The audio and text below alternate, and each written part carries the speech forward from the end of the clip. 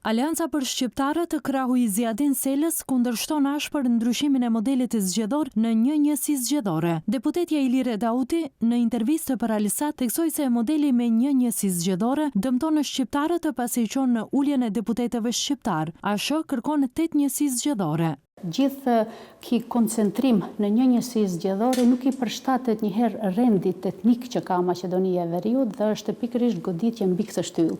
Dhe përveç asaj, ne nuk duhet harrojmë faktin që shqiptarët edhe kështu siç janë të përfaqësuar janë vetëm 25% me ulse në parlament, ndërka që çdo kalkulim tjetër, siç është një njësi zgjedhore që do të çonte edhe më tutje në uljen e numrit të deputetëve shqiptar, do zvoglonte edhe më tepër përfaqësimin e shqiptarëve në kuvent. Sa keni bërë një analizë sa ulse mund të humbin shqiptarët? Minimum 3 e më lartë, varësisht nga grupimi që do bëhet në kampin politik maqedon. Dauti komentoi edhe deklaratën e Arben Taravarit se ASH-ja e Selës qëndron prapa dyerve të qeverisë, ndërkohë që pjesëmarrjen e partive shqiptare në takimin e liderëve e cilësoi poshtërues. Me siguri ka pas fjalën për veten, sepse në një farë forme ajo që u transmetua në takimin e liderëve përmes partnerit të tij të koalicionit që kërkuan takim tet-a-tet, nënkupton që ata janë pas dyerve dhe presin lëmosh ose sido që ta quajnë për të hyrë në qeveri. Një qasje e tillë, një shkuarje e tillë,